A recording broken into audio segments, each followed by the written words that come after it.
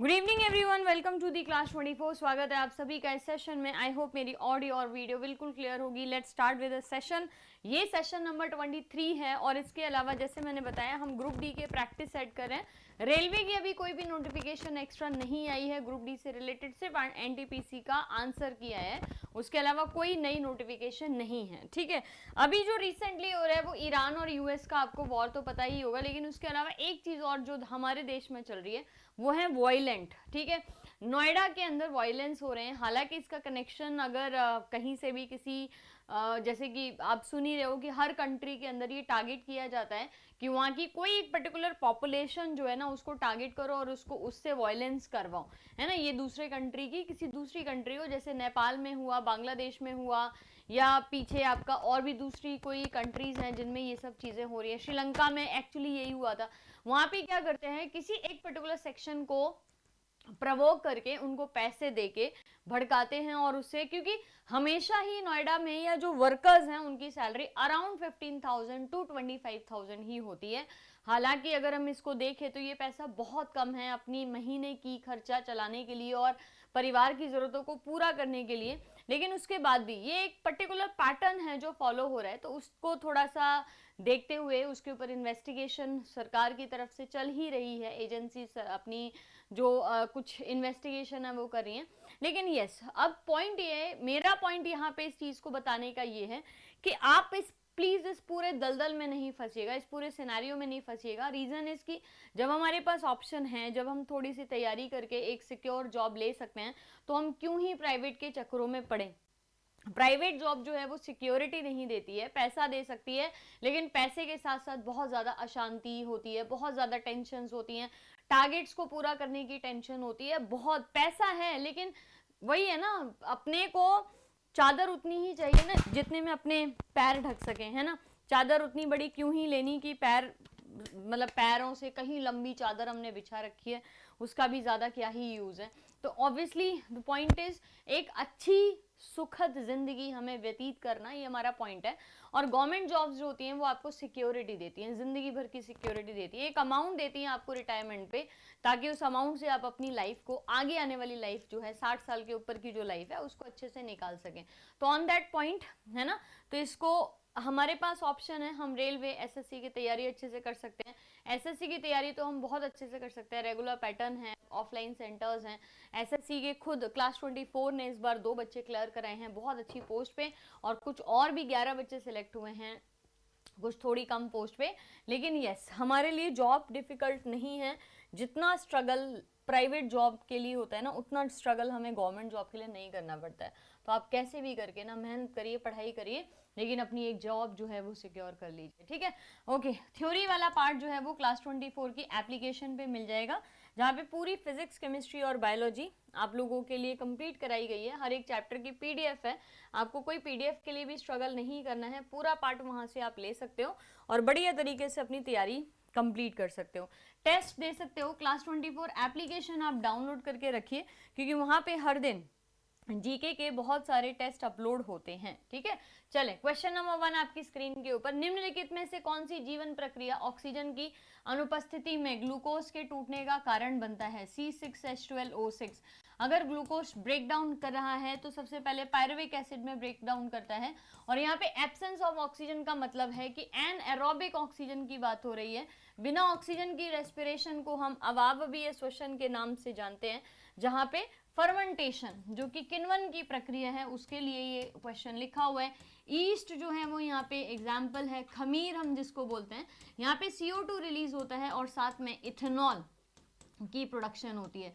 तो ग्लूकोज पहले pyruvic acid में टूटता है, पायरुविक एसिड जो है वो CO2 प्लस इथेनॉल में ब्रेक करती है, और ये ईस्ट में होता है, यानी कि एनोरोबिक रेस्पिरेशन।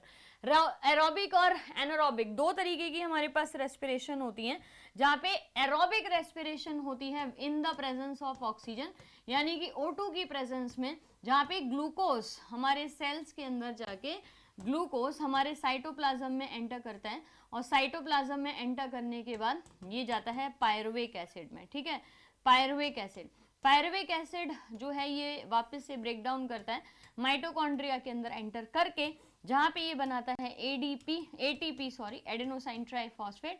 प्लस में CO2। अगर एनारोबिक रिएक्शन हो रही है तो 3 प्रोसेस होते हैं, जिसमें एल्कोहलिक फर्मेंटेशन जो ईस्ट के अंदर होता है, यहाँ पे इथेनॉल बनती है, एग्जाम्पल ईस्ट याद रखना है। लैक्टिक एसिड फॉर्मेशन जो है वो लैक ऑफ ऑक्सीजन की बात हो रही है, जब ऑक्सीजन की कमी हो, ये होता है हमारी मांसपेशियों में जहाँ पे ऑक्सीजन की कमी होती है, ठीक है। एनारोबिक रेस्पिरेशन तो बिल्कुल ही जीरो है ऑक्सीजन, तो उसको हम एल्कोहलिक फर्मेंटेशन बोलते हैं। एक जहां पे लैक ऑफ ऑक्सीजन है, यानी कि ऑक्सीजन है तो लेकिन कमी है, इसीलिए लैक्टिक एसिड फर्मेंटेशन के नाम से जाना जाता है। Which of the following eye defect is mainly due to the weakening of the power of accommodation with age. हम बात करते हैं कि हम अपनी उम्र के साथ साथ हमारी जो आंखें हैं ना, उसमें क्या हो जाएगा, थोड़ा सा हमको दृष्टि मसल्स वीकनिंग एक्चुअली हो जाती है, तो उसकी वजह से जो लेंस होल्ड करके हमारी आइरिस ने रखा हुआ है उसका फोकस ढंग से नहीं बन पाता है, जिसकी वजह से बुढ़ापे में जो बीमारी होती है उसको हम बोलते हैं प्रेस बायोपिया या जरा दृष्टि दोष के नाम से जाना जाता है। जरा मतलब बूढ़ा, बुढ़ापे में दृष्टि की दोष हो रही है, दृष्टि की कमी हो रही है, इसको एकोमोडेशन बोलते हैं, यानी कि लेंस जो है वो अपनी फ्लेक्सिबिलिटी खो देता है सीलियरी मसल्स या आइरिस की वीकनिंग की वजह से, एंड हमें दूर की चीजें या पास की चीजें देखने में दिक्कत होती है। जरा दृष्टि दोष में ना तो पास का ठीक से दिखाई देता है ना दूर का, इसीलिए जो चश्मे बनते हैं ज्यादातर वो बाइफोकल बनते हैं, मायोपिया और हाइपरमेट्रोपिया, यानी कि कनकेव और कन्वेक्स दोनों के लिए। विच of the following is a homogeneous mixture. Homogeneous का मतलब होता है समांगी मिश्रण। समांगी मिश्रण का मतलब है जहां पे हमारे पास चीजें हम डिफरेंशिएट नहीं कर सकते, हम अलग नहीं कर सकते, हमने अलग किया तो उस चीज की आइडेंटिटी लॉस्ट हो जाएगी, और एक रेशियो में फिक्स्ड रेशियो में होती है ना। जैसे कि ऑयल एंड वाटर है तो ये तो हेट्रोजीनस है, ये तो मिक्सिंग भी नहीं होती है यहाँ पे, तो ये तो हेट्रोजीनस हो गया, ठीक है।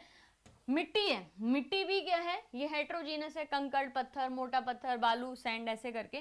सैंड एंड आयरन फिलिंग्स जो है ये भी आपका हेट्रोजीनस है। एयर यानी कि हवा, याद रखिए हवा जो है वो होमोजीनस मिक्सचर कहलाती है। हवा के अंदर हमारे पास सारी चीजें फिक्स हैं कि 78% नाइट्रोजन होगा, 21% ऑक्सीजन होगा, 0.23% जो है वो कार्बन डाइऑक्साइड होगा, ठीक है। ऐसे करके इसको हम बोलते हैं होमोजीनस मिक्सचर, ठीक है, होमोजीनस मिक्सचर।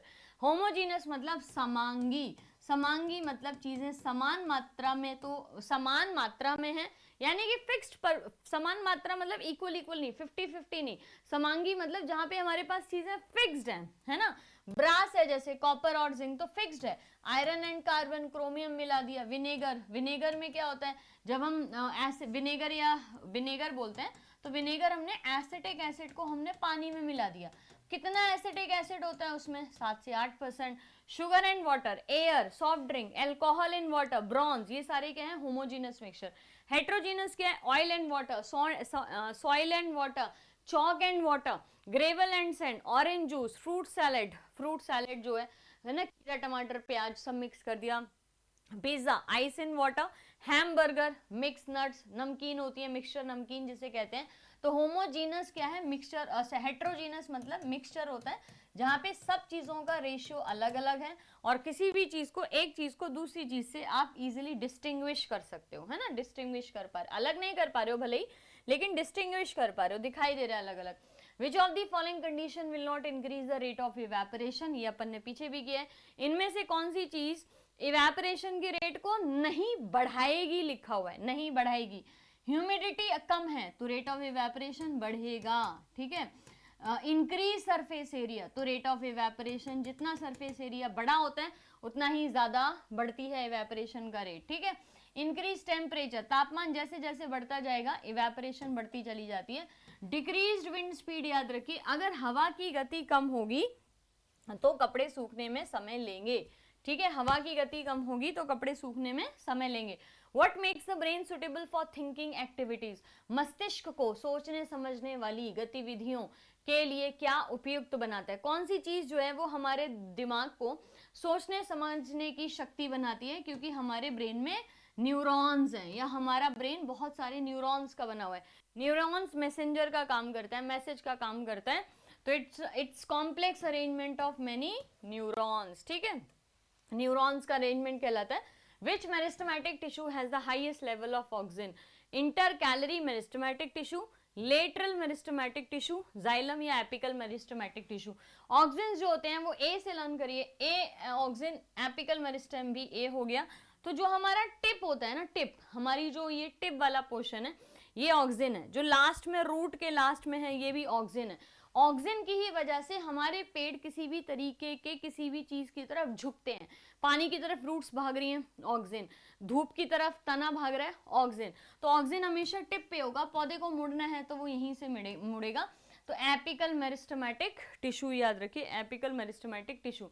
किसी वस्तु को एक समान गति में तब कहा जाता है, कोई भी वस्तु यूनिफॉर्म मोशन में कब होती है या कब हम कह सकते हैं it covers equal distance and unequal. Unequal तो जहां पे आ रहा है ना उसको पहले काट दो, राइट। जब यूनिफॉर्म की बात की गई है तो अनइक्वल का तो पॉइंट ही नहीं बनता, तो ये तो कट ही गए। दूसरा क्या है, यहाँ पे देखो फिर अनइक्वल आ गया। जहां पे भी इन ऑप्शंस में आपको अनइक्वल दिखता है, यूनिफॉर्म का मतलब है इक्वल, एवरी जो क्वांटिटी है वो इक्वल होनी चाहिए, डिस्टेंस इक्वल होना चाहिए इक्वल टाइम पे। तो it covers equal distance in equal intervals, तो ये यूनिफॉर्म मोशन है। Which gas is used by animal to live under water, पानी के अंदर रहने के लिए जंतुओं को कौन सी गैस चाहिए होती है? ऑक्सीजन घुली हुई, लेकिन ठीक है, डिसॉल्व्ड ऑक्सीजन चाहिए होता है, dissolved. In the following reaction Fe plus CuSO4 gives you FeSO4। Iron जो है वो क्या होता है? अनचेंज्ड है, कैटलिस्ट है, ऑक्सीडाइज्ड है या रिड्यूस है? देखो इस पूरे सिचुएशन में आयरन ने क्या किया, उसने कॉपर को रिप्लेस कर दिया, क्योंकि कॉपर जो है वो आयरन से कम रिएक्टिव होता है, तो इसने रिप्लेस कर दिया ना, कॉपर बाहर चला गया। तो जो आयरन है वो रिड्यूस्ड थोड़ी हुआ, वो ऑक्सीडाइज्ड हुआ, क्योंकि वो ऑक्सीजन के साथ लग गया, यानी कि ऑक्सीजन जो है SO4 जो है वो कार्बन के साथ कनेक्ट है, तो ये क्या हो गया? ऑक्सीडाइज्ड हो गया, ठीक है, oxidise. In spirogyra each fragment develops into a complete individual, what can be the possible reason for this? Spirogyra में प्रत्येक टुकड़ा एक पूर्ण जीवित के रूप में विकसित हो जाता है, इसका संभावित कारण क्या होता है? संभावित कारण ये है क्योंकि इसमें हर एक टुकड़ा जो है वो पहले ग्रो करता है फिर टूटता है, राइट। ये हमने कल के सेशन में, लास्ट सेशन में पढ़ा था कि हर टुकड़ा जो है ना वो पहले टूटेगा, पहले ग्रो करेगा और उसके बाद जो है ना वो टूटेगा, है ना, इसके बाद जो है वो ब्रेक होगा। तो ये each cell is capable of independent growth, ठीक है, so that it can break. Fragmentation happen only laboratory condition, तो ये अपने आप में जब हम एक लिविंग रियल लिविंग ऑर्गेनिज्म की बात करें तो टूटेगा, लैब की तो बात ही नहीं आ रही ना।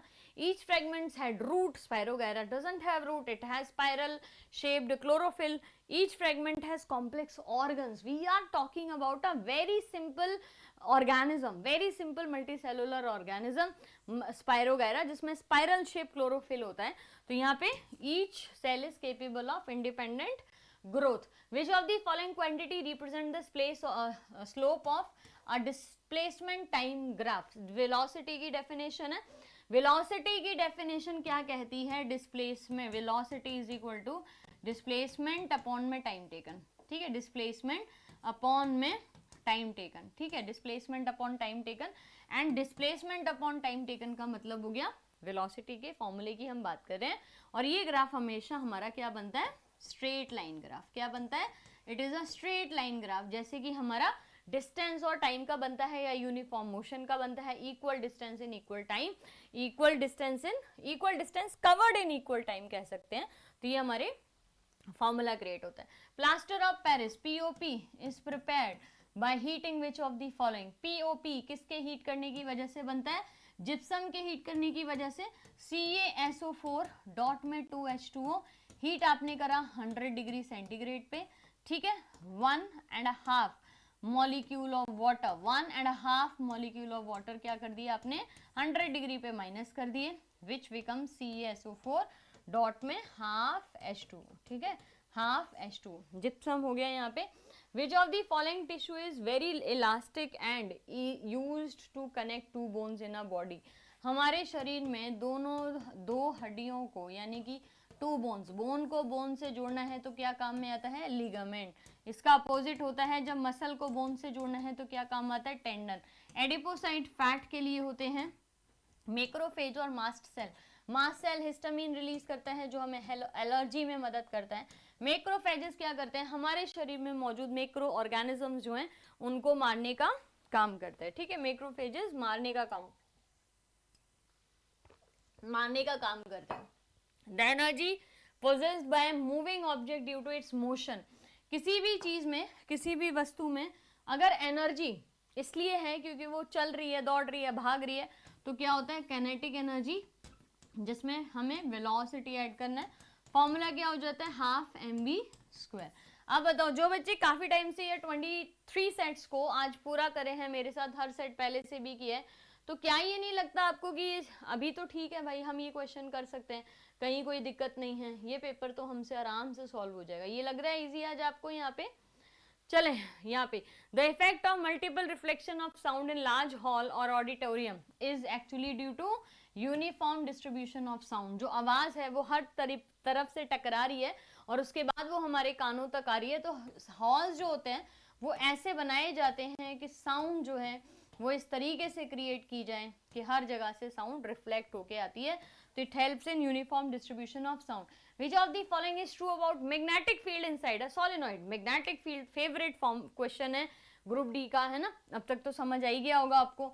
It forms random pattern, no random नहीं बनती हैं, प्रॉपर लाइंस बनती हैं, नॉर्थ से साउथ ट्रैवल करती हैं और बाहर की तरफ लूप स्ट्रक्चर बनाती हैं, इंटरसेक्ट नहीं करती हैं। जीरो तो कभी भी नहीं होती है magnetic field inside. It is non uniform, it is uniform pattern, right, it is uniform and in the form of parallel straight line. Parallel straight line का मतलब लूप के फॉर्म में होती है, जैसे कि इस तरीके से, जैसे हमने सोलेनॉइड की बात की है, तो सोलेनॉइड की बात कर रहे हैं यहाँ पे, क्योंकि क्वेश्चन में आपके जो लिखा हुआ है वो क्या लिखा हुआ है, magnetic field inside a solenoid, है ना, सोलेनॉइड की बात की है। तो सोलेनॉइड में सबसे पहले यूनिफॉर्मिटी याद रखिए, इवनली होती हैं, पैरेलल होती हैं, स्ट्रेट होती हैं, यूनिफॉर्म फील्ड क्रिएट करती हैं।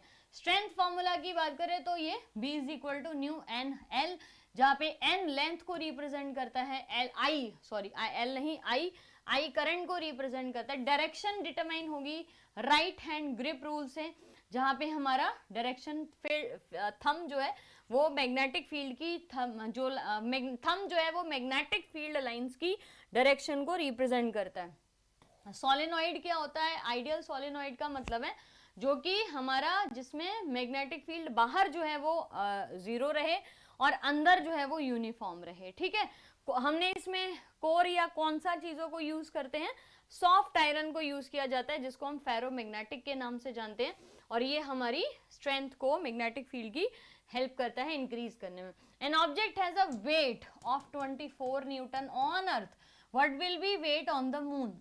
मून पे वेट क्या होगा, तो हमें पहले इसका द्रव्यमान निकालना पड़ेगा, जैसे कि 24 न्यूटन है ना, is equal to mass into gravity 10 ले लिया, m is equal to 24 upon में 10। तो इसका जो द्रव्य, अच्छी 24 तो मुझे ऐसे क्यों लग रहा है, 24 न्यूटन लिखा हुआ है, तो 24 न्यूटन ही लेके चलते हैं। अब 1/6 है, वेट जो है वो 24 न्यूटन है, मास निकालने का, अच्छा चलो वैसे तो कोई मतलब ही नहीं है, अगर हमें मास दिया होता तो मास तो हमेशा ही कांस्टेंट होता है। हम सिंपल यहाँ पे हम इसको 24 को इंटू 1/6 कर देते हैं, तो 6 चौक 24 हो गया, तो 4 न्यूटन करके याद रखें, 4 न्यूटन, ठीक है, 4 newton. Which of the following statement about magnetic field due to circular loop is true? अभी देखो, एक ही मैंने बोला ना, एकदम बढ़िया तरीके से हर यहाँ पे जो फॉर्मूला है वो सर्कुलर लूप में जब लिखा जाता है तो यही लिखते हैं, B is equal to mu I upon में, क्योंकि बात सर्कुलर लूप की हो रही है तो यहाँ पे रेडियस को भी लिया जाएगा, तो यहाँ पे 2r करके यहाँ पे लगा दिया जाता है, ठीक है, circular loop. Field lines are, अब इसमें कौन सी स्टेट हमें क्या बताना है, ट्रू बतानी है। तो जब सर्कुलर लूप की बात हो रही है ना, तो फिर आपकी पैरेलल नहीं होंगी टू द प्लेन। पैरेलल कैसे हो जाएंगी, सर्कुलर लूप में पैरेलल नहीं हो सकती ना। The field is uniform everywhere around the loop. The field lines at the center are circular. No. The field depends on the current and radius. अब इसमें जो magnetic field होगा वो इस फॉर्मूले पे डिपेंड होगा, B is equal to new I upon में 2r। इसमें याद रखिए न्यू एन आई भी लिख लीजिए, नंबर भी लिखना पड़ेगा, लेंथ भी लिखनी पड़ेगी, न्यू नॉट करके हम इसका फॉर्मूला लिख देते हैं, तो new not an I upon में 2r, ठीक है। तो ये डिपेंड किस पे कर रहे हैं, ये डिपेंड कर रहा है आपके करंट पे और रेडियस दोनों चीजों पे। In a genetic lab a fertilized human embryo is found to have XX chromosome. इनमें से कौन सी चीज ठीक है? XX क्रोमोसोम है तो embryo will become a human female, ये तो ठीक है। Embryo has an extra Y, कहाँ है एक्स्ट्रा वाई? हाँ, will become a male, male होता तो XY। Embryo lack sex chromosome, जब XX लिखा है तो सेक्स क्रोमोसोम तो है ही ना, human female. Which of the following is not a biotic loss during the stage of grains? तो not abiotic loss, biotic loss का मतलब होता है जो नेचर की वजह से नहीं है, है ना। Mite, rodent and insect. Not abiotic मतलब आप यहाँ पे मॉइस्चर जो है उसकी गड़बड़ अगर है। Biotic and abiotic, abiotic nature होता है, बायोटिक लिविंग चीजें होती हैं। तो माइट्स, रोडेंट और इंसेक्ट ये लिविंग ऑर्गेनिज्म है, जबकि मॉइस्चर जो है वो ए बायोटिक लॉस है ना। अगर मान लीजिए धूप ज़्यादा हो गई, बारिश हो गई, मॉइस्चर ज़्यादा हो गया, कम हो गया, है ना, हवा ज़्यादा चल गई, कम चल गई, ये सारे जो फीचर्स हैं ये आपके ए बायोटिक में आते हैं, ना कि बायोटिक में। Which of the following compound is classified as saturated hydrocarbon? निम्नलिखित यौगिकों में से किसे संतृप्त हाइड्रोकार्बन के रूप में वर्गीकृत किया जाता है? सैचुरेटेड मतलब सिंगल बॉन्ड, अनसैचुरेटेड मतलब डबल बॉन्ड, है ना। तो इथीन, इथाइन, बेंजीन, इथेन। एन जो होता है वो सिंगल बॉन्ड को रिप्रेजेंट करता है, इन जो है वो डबल बॉन्ड को, और आइन जो है वो ट्रिपल बॉन्ड को। डबल बॉन्ड और ट्रिपल बॉन्ड दोनों को हम अनसैचुरेटेड हाइड्रोकार्बन के रूप में जानते हैं। The IUPAC name of the following compound is CH3 CHBr CH2 CH2 CH3। ठीक है, तो यहाँ पे दूसरे नंबर पे ब्रोमीन लगा हुआ है, ठीक है, दूसरे नंबर पे ब्रोमीन लगा हुआ है, तो 2 ब्रोमो पेंटेन या पेंटीन, पेंटेन। इन तो तब होता जब डबल बॉन्ड होता, यहाँ पे ए लिखा हुआ है, तो पेंटीन सिंगल बॉन्ड है ना सब जगह। During indigestion the stomach produces too much acid. जब हमें अपचन की प्रॉब्लम हो जाती है तो पेट हमारा बहुत ज्यादा अम्लीय एसिड बनाता है ना। इनमें से कौन सी चीज से हम इसको न्यूट्रलाइज कर सकते हैं? तो आप सबसे पहले तो याद रखिए कि मिल्क ऑफ मैग्नीशिया या मैग्नीशियम हाइड्रोक्साइड होता है वो, जिसको मिल्क ऑफ मैग्नीशिया बोलते हैं। ये हो गया आपका फॉर्मूला MgOH होल ट्वाइस, ठीक है। मिल्क ऑफ मैग्नीशिया क्या है? Magnesium hydroxide. When a ray of light passes through the optical center of a spherical lens, it जब प्रकाश की कोई किरण किसी गोलीय लेंस के प्रकाश केंद्र से होके गुजरती है, ऑप्टिकल सेंटर, ऑप्टिकल सेंटर ये होता है ना, ये ऑप्टिकल सेंटर, ये P वाली लाइन है, हमारा प्रिंसिपल फोकस है। When a ray of light passes through the optical center of a spherical lens, it, अब spherical lens लिखा हुआ है ना, तो हम इसमें अब कॉन्वेक्स या कनकेव नहीं मेंशन है, स्फेरिकल मेंशन है, हम इमर्जेस अनडेविएटेड लिखेंगे, ठीक है। ऑप्टिकल सेंटर से अगर गुजरती है तो ये क्या है? Emerges undeviated. Optical centre spherical, ये याद रख लो आप, पॉइंट याद रख लो। जब भी कोई ray of light optical centre से पास करेगी स्फेरिकल लेंस के, हमेशा स्ट्रेट लाइन से होके पास करेगी बिना किसी डेविएशन के, बराबर है। Okay, so that's it. पूरा पॉइंट आप रिवाइज कर लीजिएगा। कहीं पे भी कोई भी समस्या आएगी तो कमेंट सेक्शन में लिख दीजिएगा। जैसे मैंने बताया, फोकस करिए पढ़ाई पे, ध्यान दीजिए अपने फ्यूचर पे, उम्मीदें पूरा करिए अपने पेरेंट्स की और खुद की भी। ऐसा ना हो कि 2-3 साल के बाद लगे कि हमने अपनी ही उम्मीदों पे खरे नहीं उतरे, वाली चीज़ नहीं करिए। किसी भी तरीके से कोई प्रॉब्लम है, कुछ समस्या है, कहीं पे कोई तकलीफ होती है, तो क्लास 24 आपको हर तरीके से हेल्प करता है। क्लास 24 का जो ऑफलाइन SSC सेंटर है, अगर आप राजस्थान के हो, जयपुर के आसपास रहते हो, तो आपके पास उससे अच्छी अपॉर्चुनिटी नहीं है। आप आराम से जो है वो ज्वाइन कर सकते हो और बढ़िया तरीके से हमारी जो क्लासेस हैं वहाँ पे रह के पूरा कोर्स कर सकते हो। नहीं तो आप ऑनलाइन भी जो है ज्वाइन कर सकते हो, ऑनलाइन में भी किसी तरीके की कोई प्रॉब्लम नहीं आएगी, सीधा लाइव फ्रॉम क्लासरूम होता है, आपको फीलिंग वही आएगी जैसे आप क्लासरूम में बैठे हुए हो, ठीक है। तो मिलते हैं नेक्स्ट सेशन के अंदर। रिवाइज करते रहिए, हर किसी को मौका नहीं देती है किस्मत ना अच्छे तरीके से पढ़ने की और चीज़ों को समझने की। Thank you so much.